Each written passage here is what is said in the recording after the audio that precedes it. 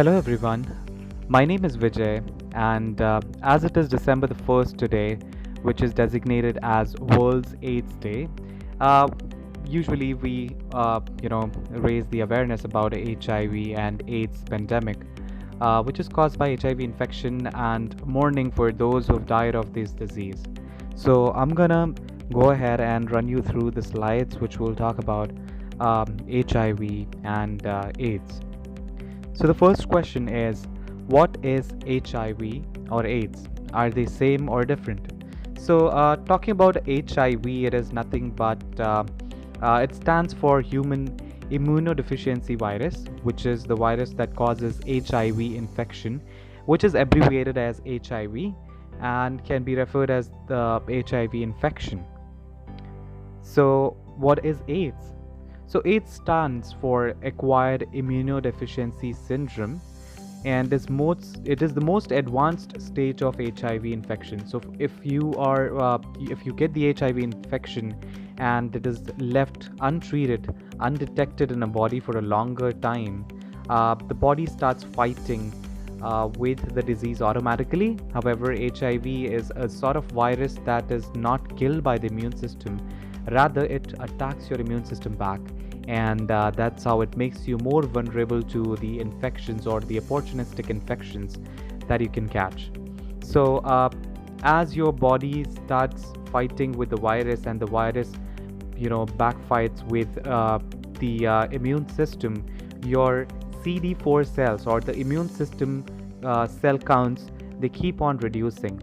As it reduces below 200, the count of 200, as it goes below that, the HIV is now advanced already to AIDS.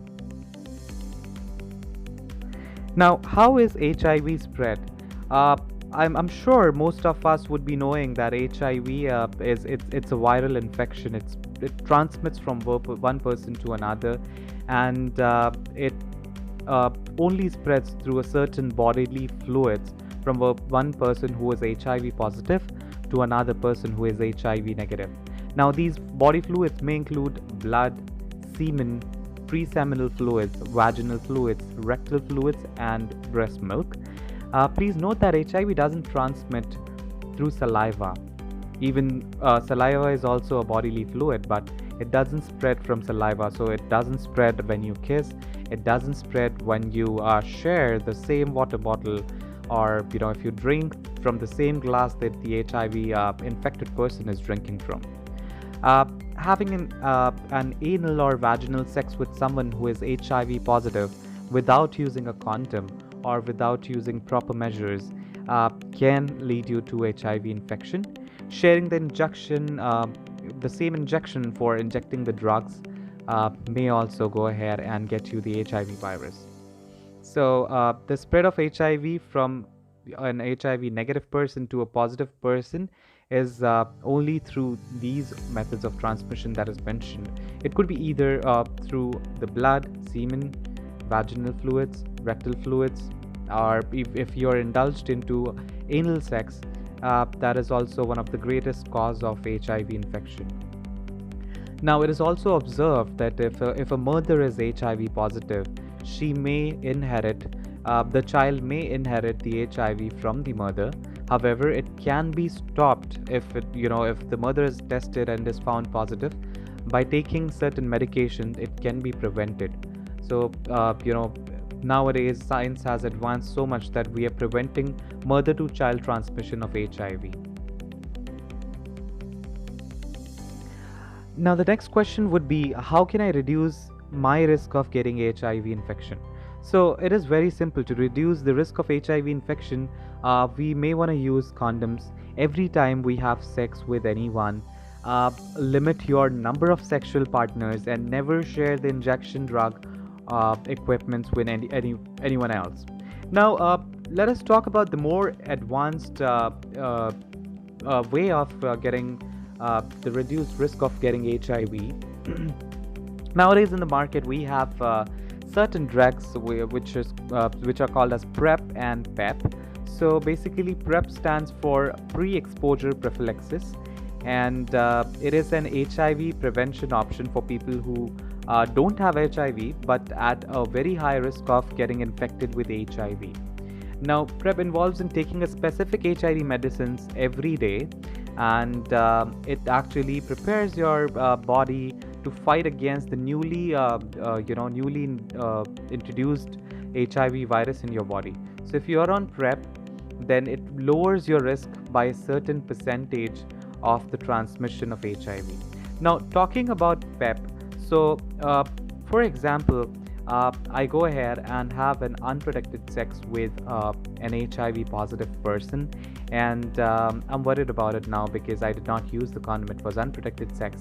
Uh, I I may want to go ahead and rush to the nearest HIV care center, or go to an HIV-C doctor and ask for PEP. So the PEP stands for post-exposure prophylaxis.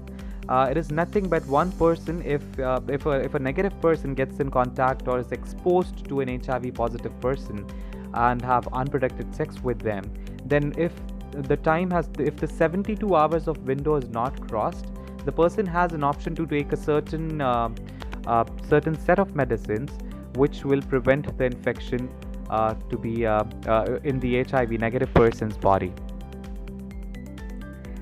Now, what is the treatment for HIV and why should I get tested for HIV? So, most of the people, they hesitate to get tested for HIV because, of course, in the past it was known to be an uncurable or untreatable disease which caused the death of a lot of people. However, with this advanced science today, we have antiretroviral therapy, which is used as HIV medicines to treat HIV infection. So people on ART, they take a combination of HIV medicine and every day, and so this HIV medicine, of course, we all know that HIV virus cannot be killed inside the body. It doesn't stop. However, we can stop those HIV viruses to stop affecting your immune system. So, if we take these medicines, it suppresses the HIV infection to an undetectable level that none of your, the further depletion of your CD4 cells doesn't happen in the body. So, when you are on the medication, the viral load, which is the count of how much virus is present in your body, it actually lowers down and it comes to an undetectable level, and that way the virus no more can affect your body, and hence the disease stops right there. However, you are still positive, you can still transmit the disease from one person to another, but it will no longer deplete your immune system. It will no longer reduce your CD4 cell count. Now, the next question would be, what are the symptoms of HIV and AIDS? So, to talk about this, within 2 to 4 weeks after the infection with HIV, some people may have flu-like symptoms such as fever, chills, rashes. The symptoms may last for a few days to several weeks, and during these earliest stages of HIV infection, the virus multiplies rapidly inside the body. After the initial stage of the infection, the HIV continues to multiply, but with a very low level or with a very, very lower rate. More severe symptoms of HIV infections can be the signs of opportunistic infections.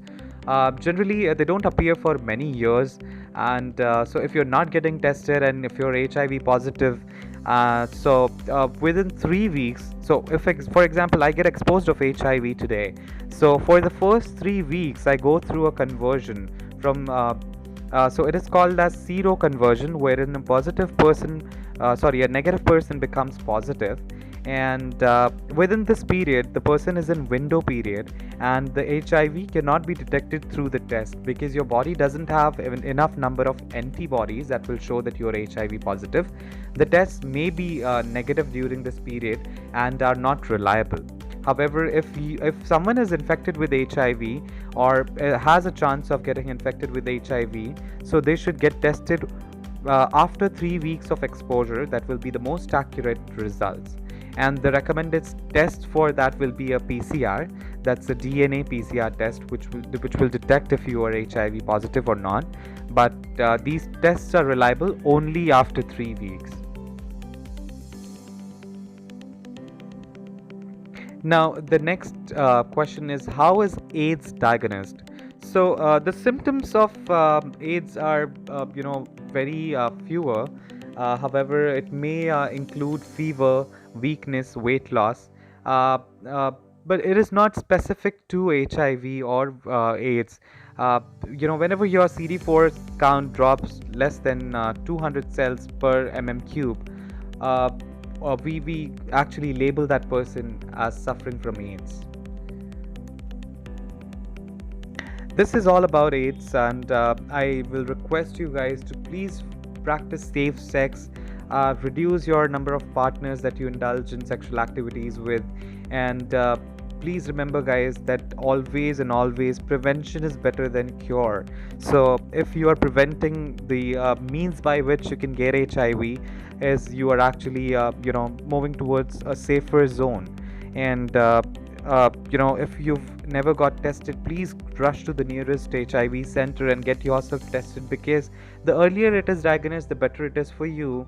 Because if you take a long time for getting tested, and if you are positive, then just understand this thing, that every day your body is fighting with HIV virus and your immune system is depleting, which is really a very serious issue. You may actually have your HIV advanced to AIDS, which is really a bad thing to have. So if you are suffering from HIV and you need any sort of counseling, rush to the nearest HIV centers. You may want to contact me and ask for the doctor's number. Of course, you can talk to me about your problems. I'm there to help you and guide you through. And just so you know, the government hospitals are providing free medicines for HIV, and it is a very secretive process. The information that you provide to them is kept confidential.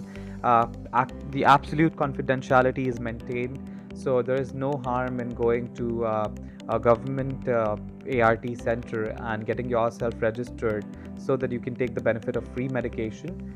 And so thank you so much for listening, guys, and you have a wonderful HIV free year.